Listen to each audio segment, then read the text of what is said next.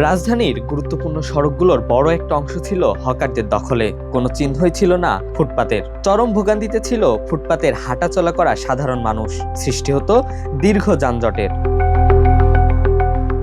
গত কয়েকদিন ধরে ফুটপাত ও সড়কগুলো দখলমুক্ত করতে শুরু করা হয় ঢাকা উত্তর ও ঢাকা দক্ষিণ সিটি কর্পোরেশনের উচ্ছেদ অভিযান। ঝুপড়িঘর, কাঠের পাটাতন, টেবিল সহ যাবতীয় জিনিসপত্র বাজেয়াপ্ত করে হকার মুক্ত করা হয় গুলিস্তান, নিউ মার্কেট, পান্থপথ, বাইতুল মুকাররম লিংক রোড সহ বিভিন্ন সড়ক।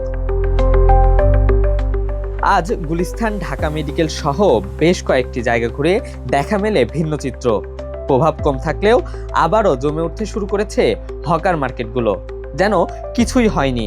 অবশ্য ফুটপাতের এসব দোকানীদের দাবি বাঁচাতে হবে জীবন, দোহাই দিচ্ছেন পরিবারের। এখানে পূর্ব আরো 100 বছর আগে থেকে এখানে হকাররা দোকানদারি করে চলে। এদের তো একটা ভবিষ্যৎ আছে, এদের বাল বাচ্চা আছে, সংসার আছে, ফ্যামিলি আছে। এরা কি খেয়ে বাঁচবে? এটা তো দেখতে হবে সরকারের। এরা তো কর্ম করে খায়, এদের তো অন্য কোনো ইনকাম নাই।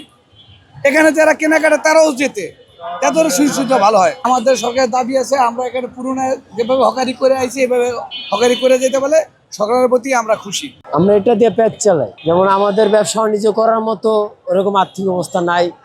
যেমন মার্কেটে একটা দোকান লইতে গেলে বড় অঙ্কের টাকা লাগে, ওই টাকা পয়সা আমাদের ভিতর নেই। তো আমরা ছোটোখাটো অল্প কিছু রুজির ভিতরে কইরা খাই, তাও আমরা কইরা খাইতে পারতেছি না। তো আমরা এখন উড়ে দিলে আমরা কি করব? আমরা কেমনে খাবো? তা আমাদের বউ বাচ্চা আছে, আমরা তাদেরকে কিভাবে চালাবো? ছেলে মেয়ে স্কুলে যায়, পড়ালেখা আছে, তাদেরও তো একটা খরচ আছে। তো আমাদের তো এই একটা দিয়ে ইনকাম। ক্রেতাদের কণ্ঠে আবার ভিন্ন সুর। ফুটপাত মুক্ত করাকে সাধুবাদ জানালেও দাবি হকারদের পুনর্বাসনের ব্যবস্থা করা। আসলে এখানে তো আগে একটা বিশৃঙ্খল পরিস্থিতি ছিল, যার কারণে হাঁটতে অসুবিধা হতো। তো এখন আমাদের জন্য অনেক আরাম হয়েছে আর কি, এখান দিয়ে চলাফেরা করার জন্য। তো যাদেরকে এখান থেকে ফুটপাত উঠিয়ে দেওয়া হয়েছে, তাদের সরকারের জন্য একটা কর্মসংস্থানের জন্য ব্যবস্থা করে সে আশা রাখতেছে। এটা ফুটপাত যে উঠাইছে জনগণের জন্য ভালো হয়েছে, সুবিধা হয়েছে। আবার কিছু খেটে খাওয়া মানুষ, গরিব মানুষ, এদের ফেটেও লাত্তি পড়ছে। এরা তো বউ বডি আছে, ফ্যামিলি আছে, এদের কত সৃষ্টি করছে আল্লাহ পাক রাব্বিল আলামিন। এদেরও ফ্যামিলি কষ্ট পাচ্ছে। হ্যাঁ, নেওয়া উচিত তো এদের জন্য।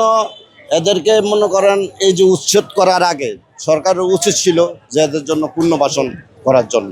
আর সরকার উচ্ছেদ করছে সাধারণ মানুষের উপকারের জন্য। সাধারণ মানুষের উপকারে যেমন উচ্ছেদ করছে, তেমন আবার কিছু মানুষের ক্ষতি হচ্ছে। যেমন এই মানুষগুলো যাবে কোথায়? এই মানুষগুলা কি বড় বড় দোকান লইতে পারবে অ্যাডভান্স টাকা দিয়ে? সম্ভব না। কিন্তু আমরা সাধারণ মানুষ যারা আছি, তারা এই মৌজাটা তো আমরা একটা শোরুমে গিয়ে পাবো না, এটা এখান থেকে নিতে হবে। তো সে শোরুমে যাইতে হলেও তার সময় লাগবে। সে অফিসে যাচ্ছে, অফিসের টাইমে এখান থেকে নিয়ে নিল। কত টাকা? 40 টাকা, 50 টাকা, 20 টাকা। তো একটা শোরুমে তো পাবে না জিনিসটা। তো এটা যেমন একটা সুবিধা পাচ্ছে, কিন্তু অসুবিধাও পাচ্ছে। অসুবিধাটা বলতে কি, তাদেরকে একটা লাইন দিলে তো তারা করে কি, একটা লাইন থেকে ছেড়ে রাস্তার মাঝখানে চলে যায়। মাঝখানে চলে গেলে একটা রিক্সাও যাইতে পারে না, সাধারণত একটা মানুষও হাঁটতে পারে না। তো এই পর্যায়ে গেলে মানুষের ক্ষিপ্ত হয়ে যায়। উচ্ছেদ যেমন করছে, তাদেরকে একটা পুনর্বাসন করা হোক, তাদের একটা জায়গা দেওয়া হোক, তারা যেন ব্যবসা করে খাইতে পারে। এত চেষ্টার পরও আসলেই কি মুক্ত হবে ফুটপাত? কে সফল হবে, সিন্ডিকেট নাকি সরকার? এটাই এখন দেখার বিষয়। সায়েদ শেখ, বাংলা নিউজ, ঢাকা।